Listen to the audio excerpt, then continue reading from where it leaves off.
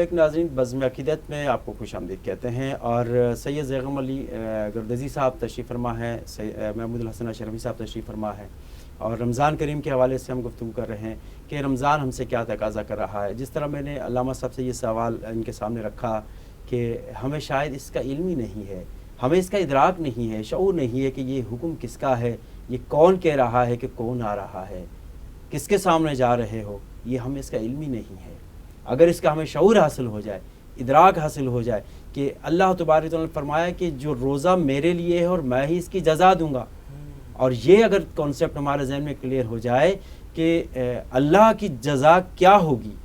اللہ کا انعام کیا ہوگا، جب وہ خود اتنا عظیم ہے تو اس کا انعام کتنا عظیم ہوگا۔ یہاں آپ علیہ الصلوۃ والسلام کی ایک حدیث جو آپ نے کوٹ فرمائی کہ روزہ میرے لیے اور میں اس کی جزا دوں گا، تو آپ علیہ الصلوۃ والسلام نے فرمایا کہ انسان کے ہر عمل کا بدلہ اللہ رب العالمین کسی نیکی کا 10 گنا سے 700 گنا تک اللہ رب العالمین اس کا اجر عطا فرماتا ہے، یعنی 10 درجات سے 700 درجات تک اللہ رب العالمین اس کا اجر عطا فرماتا ہے۔ لیکن روزے کی فضیلت کو بیان نہیں فرمایا، روزے کے اجر کو بیان نہیں فرمایا، اور فرمایا کہ اس کو الفاظ میں، اس کو اعداد و شمار میں بیان نہیں کیا جا سکتا۔ اور اللہ رب العالمین فرماتے ہیں کہ روزہ میرے لیے اور میں خود اس کی جزا دوں گا، اور دوسری حدیث ہے کہ میں خود اس کی جزا ہوں۔ اور یعنی میرے علاوہ دنیا میں کوئی نعمت، کوئی انعام، کوئی اکرام، کوئی اس طرح کا نہیں ہے کہ جس کو روزے کے مقابل رکھا جائے کہ اگر روزہ رکھو گے تو یہ دیا جائے گا۔ یعنی روزہ اتنی عالی شان اللہ رب العالمین کی عبادت ہے، اور پھر کتنا عظیم انعام اس کے لیے رکھا گیا۔ آپ علیہ الصلوۃ والسلام نے فرمایا کہ للصائم فرحتانی، کہ روزہ دار کے لیے 2 فرحتیں ہیں، 2 خوشیاں ہیں۔ ایک فرحت یہ ہے کہ جب وہ روزہ رکھ کر جب افطاری کا وقت آتا ہے، دسترخوان پر بیٹھتا ہے، اب اس کے ذہن میں وہ اظہار تشکر کہ اس کے پاس الفاظ نہیں ہوتے، وہ یعنی کہ جذبات سے معمور ہوتا ہے، اور اللہ رب العالمین کی حضور اپنی یہ عبادت پیش کرتا ہے کہ مولا آج پورا دن میں نے تیرے کہنے پر گزارا، تیرے کہنے پر میں کھانے پینے سے باز رہا، دیگر خواہشات نفسانیہ سے باز رہا، اور یہ میری ٹوٹی پھوٹی عبادت ہے۔ تو فرمایا کہ اللہ رب العالمین کی حضور وہ جب اپنی اس عبادت کو پیش کرتا ہے تو اللہ رب العالمین اس سے روحانی مسرتیں عطا فرماتا ہے، جو حدیث میں ہی فرمایا کہ خود وہ اس کیفیت کو جان سکتا ہے، کوئی اس کے علاوہ اس کا ادراک نہیں کر سکتا۔ اور دوسری خوشی کیا ہے کہ کل قیامت کے دن اللہ رب العالمین اسے جنت عطا فرمائے گا، اور جنت میں اپنا اسے دیدار عطا فرمائے گا، اپنی زیارت سے مشرف فرمائے گا۔ آپ نے جس طرح یہ حدیث کوٹ کی بتائی آپ نے، لیکن اس سے ایک واقعہ اور میرے ذہن میں ایک بات آئی کہ جس طرح حج پہ حاجی جاتے ہیں تو اس کے گرد آلود کپڑے، اس کا گرد آلود جسم، اس کی جسم پہ گرد و غبار مٹی پڑی ہوگی تو وہ اللہ کو پسند ہے۔ اسی طرح اللہ کو روزے دار کے منہ کی بدبو ہے وہ پسند ہے۔ یعنی کہ جب گیس انسان کے سائنسی کے اعتبار سے ہم دیکھتے ہیں، جب جس کا پیٹ خالی ہو، معدہ خالی ہو، جب اس کو سانس لے گا تو اس کے منہ سے بدبو آئے گی، اور کیونکہ پیٹ خالی ہے، جب گیس کا ریا کا خارج ہونا ہے تو وہ تو بدبو ہوگی، بو اس میں سے آئے گی۔ لیکن اللہ تعالیٰ نے رمضان کو، روزے کو کتنی بڑی اہمیت دے دی کہ وہ جب خالی پیٹ ہے تو اس کے منہ سے جو کوئی اسمیل آتی ہے تو وہ اللہ تعالیٰ کو پسند ہے۔ اور حج کی جہاں آپ نے بات کی تو اس سے یعنی روزے کو دیگر عبادات سے اللہ رب العالمین نے جو ایک امتیاز عطا فرمایا، تو حج بھی اگر انسان کرتا ہے، نماز پڑھتا ہے، زکوٰۃ دیتا ہے، تو اس میں اگر کرنے والا، عبادت کرنے والا، اس کے اندر اس طرح کا تصور بھی نہ ہو، لیکن ایک یعنی یہ سوچ آتی ہے کہ شاید اس میں ریاکاری کر رہا ہوں، یعنی کتنا ذوق و شوق کے ساتھ اور کتنی عاجزی انکساری کے ساتھ اللہ کی عبادت کریں، لیکن ایک یعنی کہنے والا یہ کہہ سکتا ہے کہ شاید اس میں ریاکاری ہے، لیکن روزے میں اللہ رب العالمین نے یہ کیفیت رکھی ہے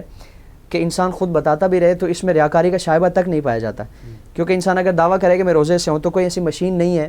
آلہ نہیں ہے کہ چیک کیا جائے کہ روزہ رکھا ہے یا نہیں رکھا ہے۔ بات کریں گے تو یہ بھی بات کریں گے، لیکن جو ہے کہ ہمارے ساتھ محمود الحسن اشرفی صاحب بیٹھے ہیں، ان سے پہلے ہم نعت سنتے ہیں، اور یہ سوال رکھیں گے کہ لوگ اکثر یہ کہتے ہیں کہ غصہ کرتے ہیں اور کہتے ہیں بھائی مجھ سے کچھ مت کہو، میں روزے سے ہوں۔ تو بھائی آپ نے روزہ رکھا ہے تو احسان کیا ہے، یہ تو اللہ کا حکم دیا تو رکھ رہے ہو، اور آپ کہہ رہے ہو کہ میں روزے سے ہوں، مجھے پریشان مت کرو۔ تو اس پہ بھی انشاءاللہ گفتگو کریں گے، لیکن ایک ہدیہ نعت کے بعد۔ اپنی نسبت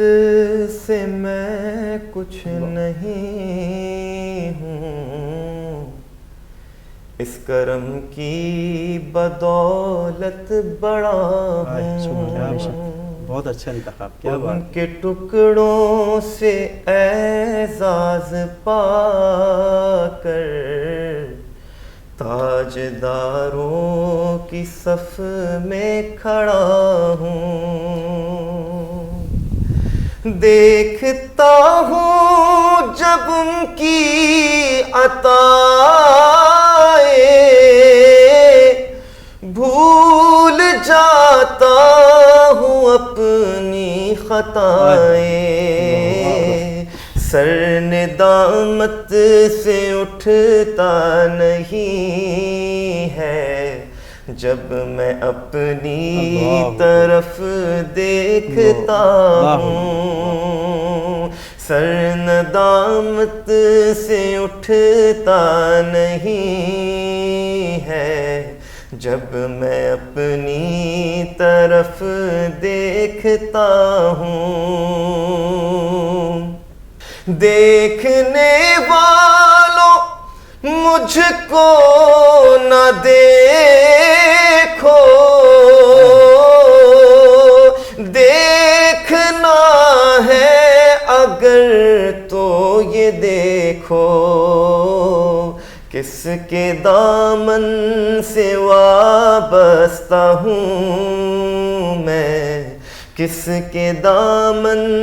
سے وابستہ ہوں میں، کون والی ہے کس کا گدا ہوں، کس کے دامن سے وابستہ ہوں میں، کون والی ہے کس کا گدا ہوں۔ سبحان اللہ۔ یا نبی ایک چشمے کرم ہو، میرا رسوا کہیں نہ بھرم ہو، یا نبی ایک چشمے کرم ہو، میرا رسوا کہیں نہ بھرم ہو، سر پہ جرموں کی گٹھڑی اٹھائے، آس میں بھی لگائے کھڑا ہوں، سر پہ جرموں کی گٹھڑی اٹھائے، آس میں بھی لگائے کھڑا ہوں، شافع مذنبا کے کرم نے لاج رکھ لی میرے کھوٹے پن کی، نسبتوں کا کرم ہے یہ خالد، کھوٹا ہوتے ہوئے بھی کھرا ہوں، ان کے ٹکڑوں سے اعزاز پا کر تاجداروں کی صف میں کھڑا ہوں۔ کیا بات، کیا بات، بہت خوب، جزاک اللہ۔ اس خصوصی پروگرام میں آپ تشریف لائے اور آخر میں آپ کا میسیج۔ رمضان عفو و درگزر کا، رحم دلی کا اور ایک دوسرے کے دکھ سکھ میں کام آنے کا درس دیتا ہے۔ اللہ رب العالمین کی عبادت کے جذبے سے سرشار ہو کر مخلوق خدا کے لیے بھی وہی جذبات رکھیں جو اللہ رب العالمین سے اپنے لیے طلب کرتے ہیں۔ اللہ رب العالمین سب کو رمضان المبارک کی مقدس ساعتوں سے فیضیاب ہونے کی توفیق عطا فرمائے، اور رحمت کے مہینے میں، بخشش کے مہینے میں، مغفرت کے مہینے میں اور جہنم کے خلاصی کے مہینے میں اللہ رب العالمین کی ساری کیفیات ہم پر نازل فرمائے۔ جزاک اللہ، جزاک اللہ، بہت خوب۔ جناب حضرت سید زیغم علی کردیسی صاحب، آپ کا شکریہ، آپ تشریف لائے۔ انشاءاللہ کسی دوسرے پروگرام میں ہم دوبارہ آپ کو زحمت دیں گے، آپ تشریف لائیں گے انشاءاللہ، اور مزید ہم اس پہ گفتگو کریں گے۔ ناظرین، آج کا پروگرام آپ نے دیکھا کہ جس حوالے سے ہم نے بات کی کہ رمضان کریم ہم سے کیا تقاضا کرتا ہے، رمضان کریم ہم سے کیا ڈیمانڈ کر رہا ہے، اور ہمیں کیسے رمضان میں داخل ہونا ہے اور ہمیں کیا کرنا چاہیے، اس کا ادراک حاصل کرنا ہے، اس کا شعور حاصل کرنا ہے۔ دیکھیں زندگی بڑی مختصر ہے، اس رمضان میں تو آج ہیں، کیا خبر اگلے رمضان میں ہم ہوں یا نہ ہوں۔ تو اس امید پر ہم گناہ کرتے رہیں کہ چلو کوئی بات نہیں، اگلے رمضان میں عبادت کر لیں گے، چلو اس سال میں ہم نہیں کر سکے آخر میں کر لیں گے، اگر چلو پہلا عشرہ گزار دیا، دوسرا گزار دیا، تیسرے میں کر لیں گے، طاق راتوں میں کر لیں گے، تو یہ مت کیجیے۔ اگر اللہ نے آپ کو زندگی عطا کی ہے، شعور عطا کیا ہے، تو آپ ضرور بس ضرور رمضان کریم میں عبادت کیجیے۔ اور رمضان کا روزہ فرض قرار دیا گیا ہے، کسی بھی کنڈیشن میں، کسی بھی صورت میں اس کو چھوڑنا نہیں ہے۔ اپنے میزبان زبیر علوی کو اجازت دیجیے۔ ہمارے اس پروگرام کا اختتام ہمارے بہت ہی پیارے ثنا خان جناب محمود الحسن اشرفی صاحب کے نعت پر ہم کریں گے۔ اپنے میزبان زبیر علوی کو اجازت دیجیے، فی امان اللہ۔ کیا خبر کیا سزا مجھ کو ملتی، میرے آقا نے عزت بچا لی، فرد عصیاں میری مجھ سے لے کر،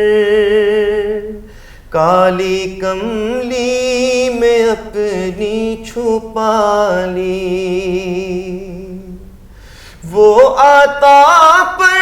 عطا کرنے والے اور ہم بھی نہیں ٹلنے والے، جیسی چوکھٹ ہے ویسے بھکاری، جیسا داتا ہے ویسے سوالی، جیسی چوکھٹ ہے ویسے سوالی، جیسا داتا ہے ویسے بھکاری، جیسی چوکھٹ ہے ویسے بھکاری، جیسا داتا ہے ویسے سوالی، میں گدا ہوں مگر کس کے در کا، وہ جو سلطان کون و مکان ہے، میں گدا ہوں مگر کس کے در کا،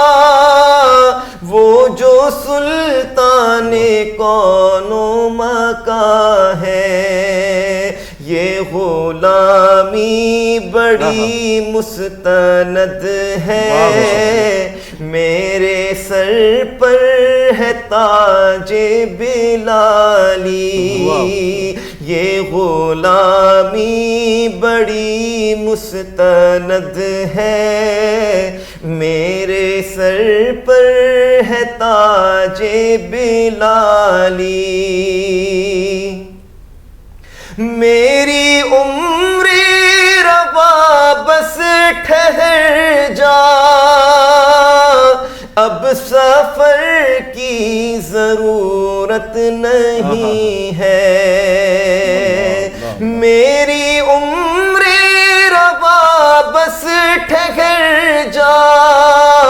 اب سفر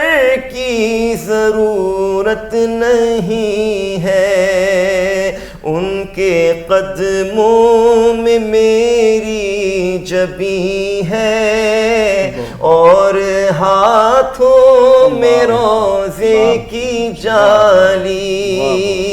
ان کے قدموں میں میری جبیں ہے، اور ہاتھوں میں روزے کی جالی۔ اللہ